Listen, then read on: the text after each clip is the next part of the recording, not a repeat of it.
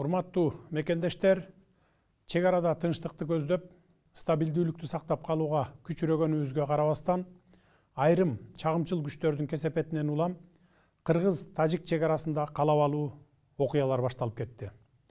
Биз бул окуяларды ырбатпай, Кыргызстан менен Тажикстан элдеринин ортосундагы ынтымак, ырашкерликти сактап калуу үчүн 2 күндөн бери бардык аракеттерди жасап жатабыз.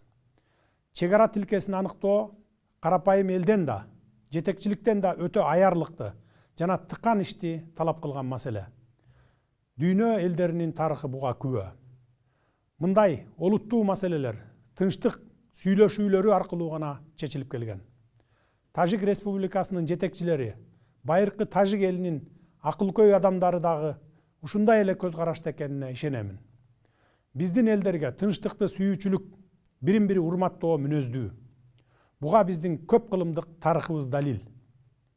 Эки элдин достугу Манас эпосунда Манас атабыздын Каныкей апабызга сүйүүсү, арзуусу аркылуу чагылдырылгандагы тегин жерден эмес.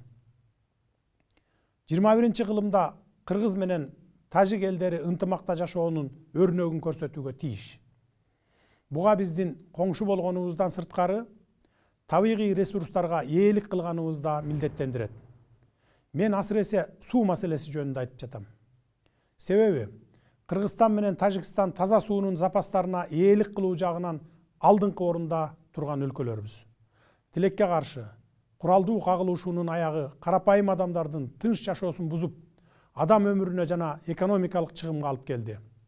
Эки тараптан тең чоң жоготуулар болду.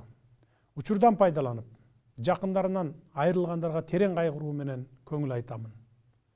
Мекенчегин коргоодо жан аябай салгылашып курман болгон жоокерлердин эрдигине таазим этемин. Согушту башташ оңой, токтотуш оор деп айтылат. Тынчтык жана бейпилдик баарынан кымбат.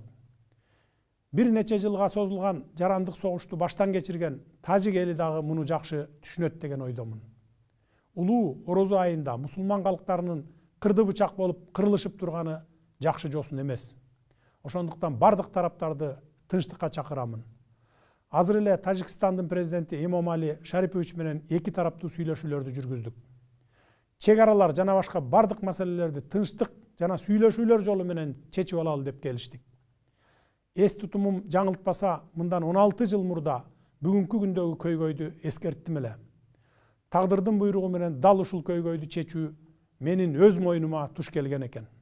Кудай буйрса, жакын араларда чечишип алабыз.